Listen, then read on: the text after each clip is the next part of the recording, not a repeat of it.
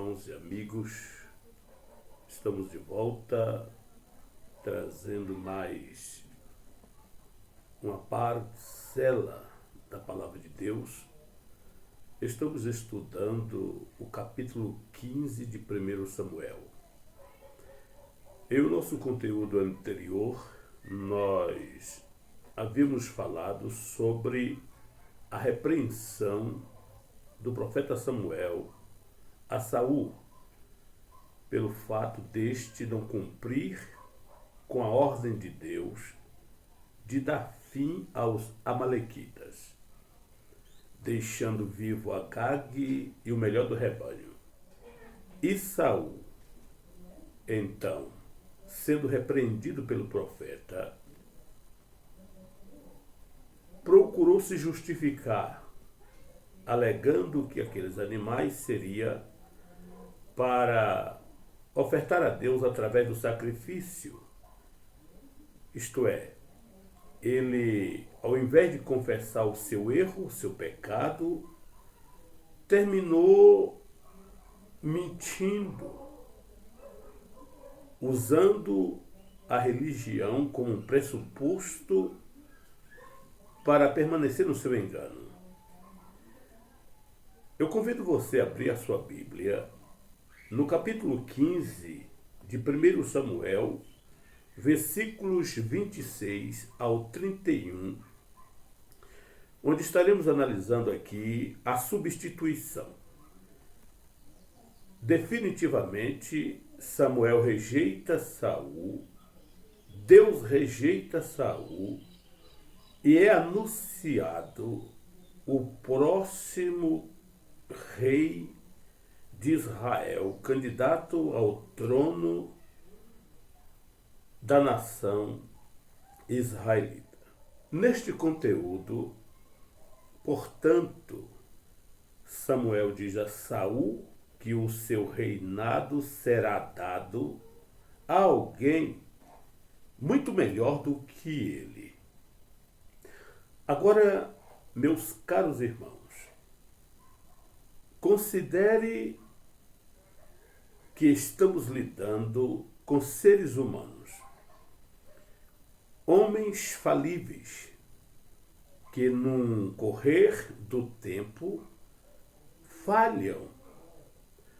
E Deus sabe que nós somos pecadores, que nós somos passíveis de erro. Agora, o que não pode é agir como Saul agia. Ele errava, não se arrependia e ainda procurava justificar os seus erros. Muito diferente de Davi. Davi também caiu em muitos erros. Mas a diferença entre ambos é que, no caso de Batseba, Davi foi abordado pelo profeta Natã. E ali ele reconheceu o seu pecado. E ele disse: de fato, eu pequei contra o Senhor. As desculpas de Saul, portanto, termina chegando ao fim.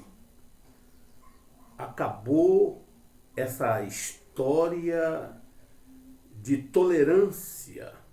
Deus deu todas as oportunidades para Saul.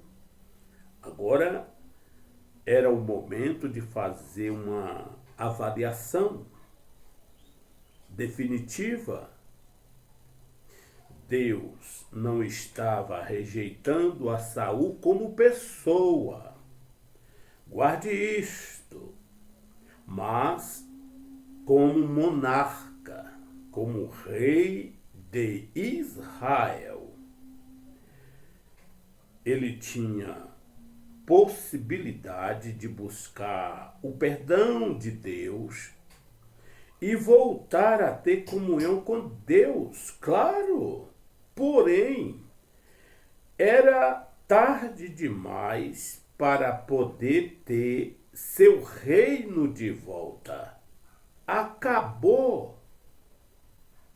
Deus perdoava Saul, obviamente, se ele fosse um camarada sensível, reconhecesse o seu pecado e se voltasse para Deus, Deus o perdoaria como pessoa. Mas o trono, jamais. O trono ele perdera, e isto era determinadamente posto por Deus. Jamais Saul no trono de Israel.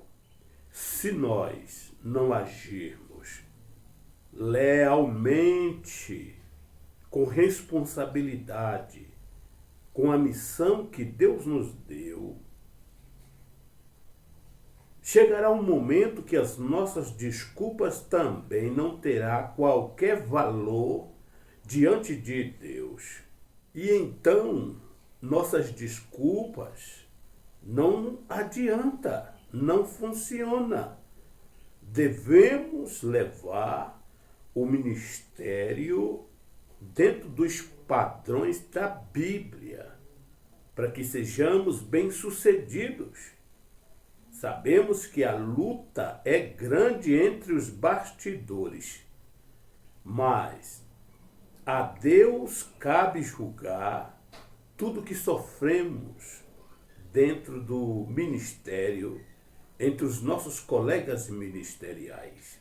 Lá no livro de Romanos, no capítulo de número 14, no versículo 12, o apóstolo São Paulo dizia o seguinte: de maneira que cada um de nós dará conta de si mesmo a Deus.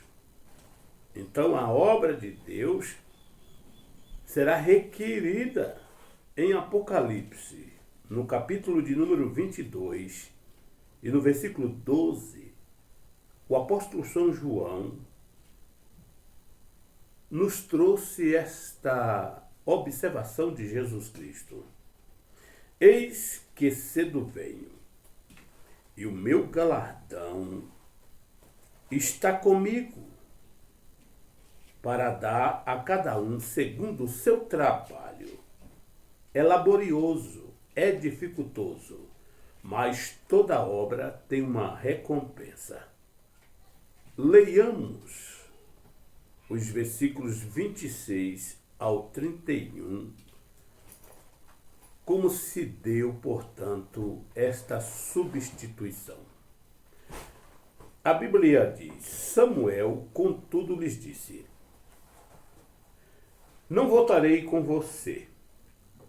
Saul queria que Samuel lhe honrasse, ao invés de se arrepender, de se humilhar. Ele queria honra, coisas pessoais e políticas, como todo falso político no Brasil quer ser honrado com aquele que está no auge do poder. Você conhece bem o que eu estou falando. Você rejeitou a palavra do Senhor, e o Senhor o rejeitou como rei de Israel. Quando Samuel se virou para sair, Saul agarrou-lhe a barra do manto dele, e o manto se rasgou. E Samuel lhes disse: o Senhor rasgou de você hoje o reino de Israel e o entregou a alguém que é melhor que você. Aquele que é a glória de Israel não mente e nem se arrepende, pois não é homem para que se arrependa. Saul repetiu: pequei. Agora honra-me perante as autoridades do meu povo e perante Israel. Volta comigo para que eu possa adorar o Senhor, o teu Deus. E assim Samuel voltou com ele, e Saul adorou o Senhor. Samuel, como um profeta do coração amoroso, ainda pela última vez, e com muita pressa, veremos no próximo conteúdo isto aqui. Ele fez parte daquela refeição. Mas, diz a Bíblia que logo acabou a refeição, ele saiu dali e nunca mais Saul viu seu rosto. E é assim que Deus faz quando o ministério é tirado. É possível isto? É possível isto. E nunca mais é devolvido. Você analisou o versículo de número 28? Como Saul, no desespero, se atracou às vestes do profeta, e o profeta soltou, e naquele momento ali, Saul terminou rasgando o manto do profeta Samuel. O versículo 28 diz o seguinte: o Senhor rasgou hoje de ti o reino de Israel e o deu ao teu próximo melhor do que você. Aquele símbolo do manto rasgado fez no entendimento de Saul que ele caísse em si, de que agora em diante não seria mais o rei de Israel. Observe que, embora Saul ainda permaneceu no trono por algum tempo, até porque Davi precisava adquirir experiências de guerra, experiências militares, Saul permaneceu por um bom tempo no trono de Israel. Mas, na mente de Deus, ele jamais fora considerado rei a partir desse momento, desse encontro com Samuel. No reino físico e temporal, ele estava ali. Mas, quanto ao reino espiritual, no sentido mais profundo, quanto à vontade de Deus, Saul não era mais nada. Simplesmente um homem comum, um cidadão comum, que pela sua teimosia tentou usurpar, permanecer, tomar o trono na força. E por isso que ocorreu toda aquela turbulência envolvendo Davi e Saul, Saul e Davi. O versículo de número 29, Samuel expressa uma característica da natureza de Deus. Deus é um ser imutável. Deus não muda. Deus não é o homem. Deus não é como nós. Nós somos feituras de suas mãos. Mas está escrito no versículo de número 29 o seguinte: também aquele que é a força de Israel não mente nem se arrepende, porquanto não é homem para que se arrependa. Já falamos aqui quanto aquelas passagens bíblicas, quando Deus se arrependeu de ter feito o homem, quando Deus se arrependeu de ter posto Saul como rei. Aquela expressão quer dizer que o Senhor se entristeceu de dar a alguém a oportunidade para uma função tão nobre. E essas pessoas tomam um rumo totalmente diferente daquele que Deus gostaria que ele tomasse. No caso da criação do homem, o homem era para ser um eterno adorador, buscando ao Deus maior em glória e poder. Mas os homens decidiram pelo livre-arbítrio entrar por uma vereda tenebrosa de treva, de promiscuidade, de pecado, que o único resultado imposto por Deus foi a exterminação da humanidade por meio do dilúvio. No caso de Saul, Deus deu todas as oportunidades para que ele usasse o seu livre arbítrio e fosse um bom rei, cumprindo as determinações de Deus, segundo as leis de Moisés. Mas Saul enveredou-se pelo caminho da arrogância, da prepotência, do mundanismo e, evidentemente, foi deposto do trono por causa dos seus atos. E aquilo que Deus determinou quanto a esse rei, ele está cumprindo na íntegra e de um modo definitivo. Acabou para Saul. Não tem mais retorno. Saul poderia, como pessoa, viver a sua vida, buscar o perdão de Deus, ser perdoado, ser salvo. Mas quanto à sua missão de monarca de Israel, não tinha mais qualquer chance. Finda aqui, na mente do Criador, Saul como rei. Quando Saul ouviu essa palavra tão dura da parte de Deus, ele buscou o perdão.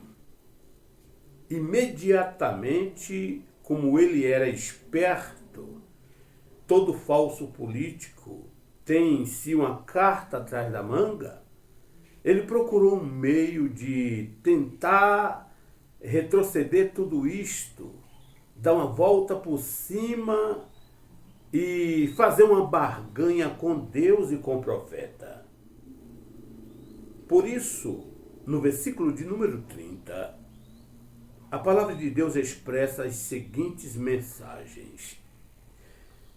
Eu pequei, mas te imploro que me honres diante dos anciãos do meu povo e diante de Israel.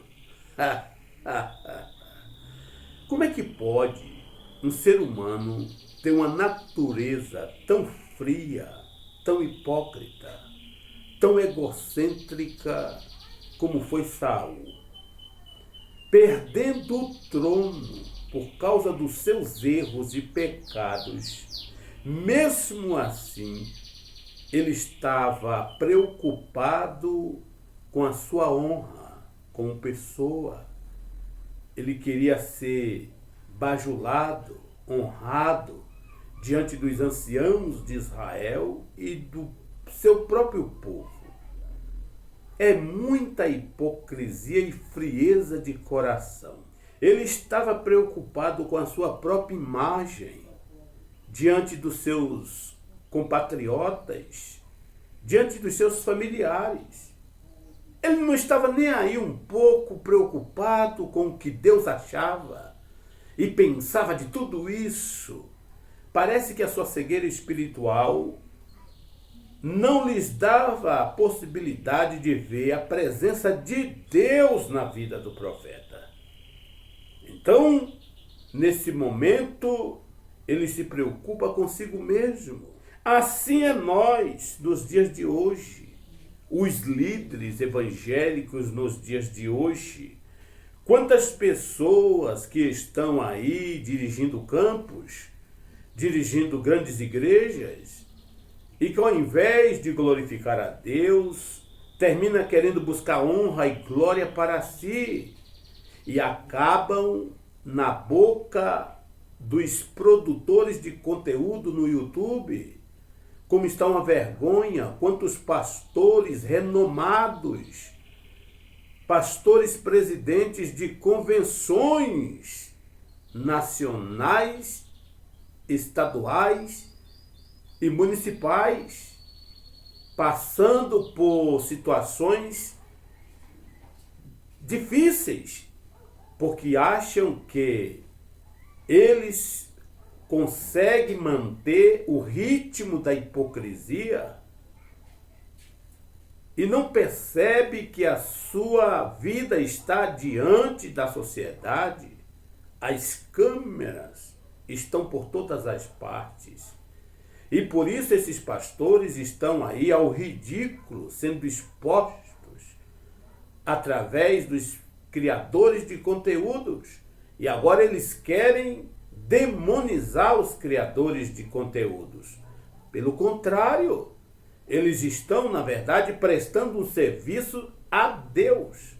Pois a Bíblia diz, e Jesus falou, que haveria tempo em que todas as obras ocultas dos homens seriam postas sobre o telhado, à luz de todos, para que todos pudessem ver o que está acontecendo entre os bastidores.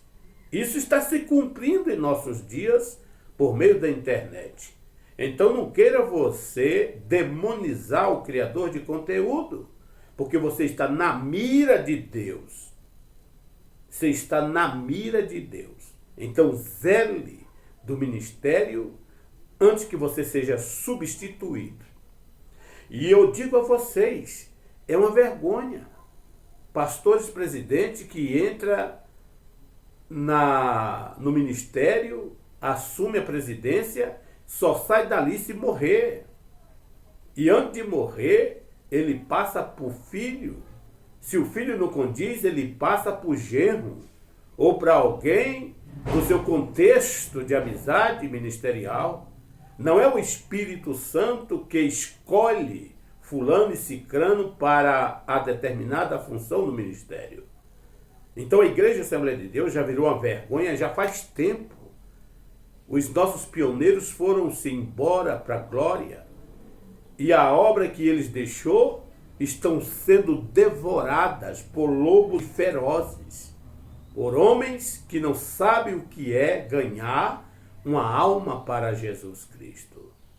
Mas Deus está observando tudo isso. No versículo de número 31, para nós concluirmos, Saul implora que o profeta tenha uma refeição com ele. E Samuel participa dessa refeição, mas não compactua com ele.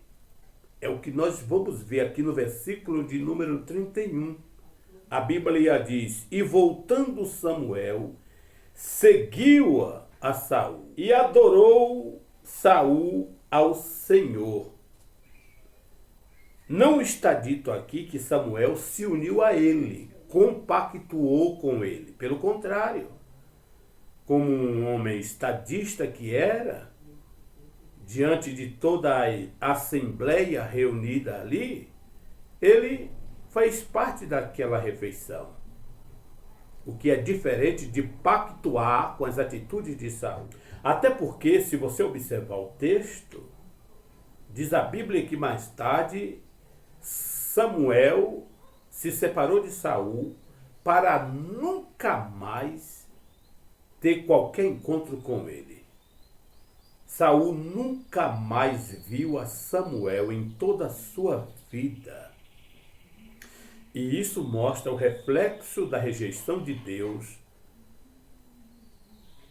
de Saul na condição de monarca de Israel. O versículo de número 35 nos dá conta disto aqui. Por isso a Bíblia diz assim, olha, nunca mais Samuel viu Saul até o dia de sua morte, embora se entristecesse por causa dele, porque o Senhor arrependeu-se de ter estabelecido Saul como rei de Israel. Samuel era um profeta do coração mole. Vamos ver aí na frente que Deus chega até a dizer para ele, mas Samuel, que negócio é esse? Por que você tem dó de Saul, rapaz? Quando eu o rejeito. Levanta daí e vai lá e destrona Saul definitivamente. Por isso, meus caros irmãos, amigos, colegas, a Bíblia diz, no versículo de número 24, a seguinte expressão: e Samuel logo Presta atenção nesse termo, logo, que dá a ideia de algo rápido, imediatamente. E Samuel logo se foi a Ramá, e Saul subiu à sua casa em Gibear de Saul. E Samuel nunca mais viu a Saul em toda a sua vida. Até aqui nós vimos definitivamente Saul deposto do trono de Israel. Em o nosso próximo conteúdo estaremos analisando a retribuição. Que Deus lhe abençoe. Que Deus lhe dê graça. Que abra o seu entendimento para compreender a história da salvação descrita nas Escrituras. O objetivo da Bíblia é justamente a restauração da humanidade, trazendo-as de volta ao seu Criador. E queira você ou não, por meio do varão, Jesus Cristo e este crucificado. Preste bastante atenção na história da salvação segundo a mente de Deus. Até a próxima, querendo Deus. Um forte abraço. Deus lhe abençoe.